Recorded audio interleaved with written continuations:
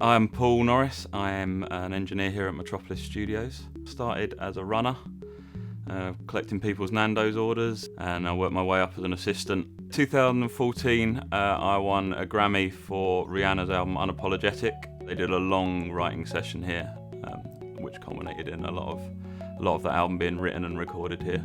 It's sort of a bit surreal to think that I started working for nothing and have managed to get here. I still sometimes forget how lucky I am to have had that opportunity as much as anything else.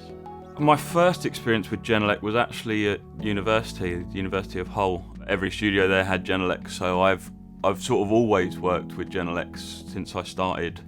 And then when I came to Metropolis, we obviously had the main monitors in both Studio A and Studio B, 1035s. And then a lot of clients would use the near fields as well. Got used to the sound of them, which I find isn't a particular... It's neutral, but it still has a sound that is very pleasing to work with, I find. This is Studio B at Metropolis. The Verve did urban hymns in this room. Richard Ashcroft has done a lot of other stuff in this room. will.i.am likes this room. A lot of people love this room. We recently changed the main monitors to the 1236s, which has been a great move for us. We've also got the 8351 near fields in here, which has been great for, I love them. They're great for tracking sessions because you can turn them up and they rock, but you can trust what you're hearing on them. When you look at it, it is a bit of a confusing thing to look at because it doesn't look like other speakers. Recording engineers especially, and producers and musicians aren't big fans of change. They like things to be how they are used to them because they panic. So it takes a little bit of getting used to, but they look great. I love the way they look, but it just is a little bit, when you first come to it, you're a bit like, oh, that doesn't look right. But then you listen to them and you realise that it is, and they still sound great. And they still sound like Genelec speakers. A lot of speakers, the near field speakers that we've had, you turn them up and they sound great, and then you turn it down and everything sounds terrible. And it's difficult to trust a speaker when that happens, whereas I find these, I can turn them up.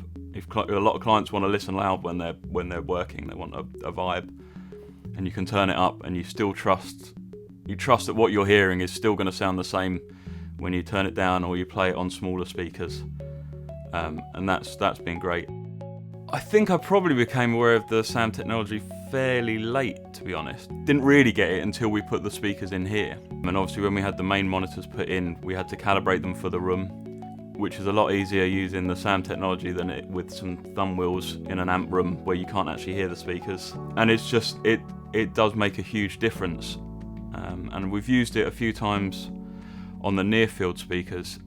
Some clients like to listen, instead of having the speakers on the meter bridge, they'll listen where the Pro Tools rig is, they'll have the speaker set up there. And being able to use the SAM to make sure that although the room's being used in basically the wrong way, they're still hearing an accurate picture of what they're recording. It's really good.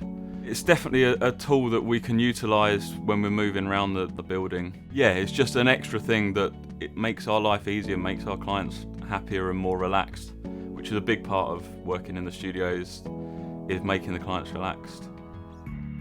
I think the technology is there.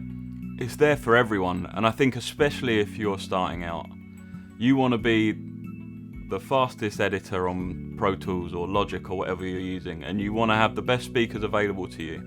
In fact, the speakers are probably the most important thing you can have, because it's more important than having the best interface and the best microphones. If you're recording at home, in your bedroom or wherever you're recording, or any environment that's not a great acoustic environment, having good speakers, especially with something like the sound technology, which is going to help you correct what's wrong with your listening environment to an extent, is a great asset. And I would think that's probably more important than having the most up-to-date converters or whatever. And they'll last you a lifetime as well. If they're good speakers to start with, that's an investment that you're not going to get from a lot of other gear.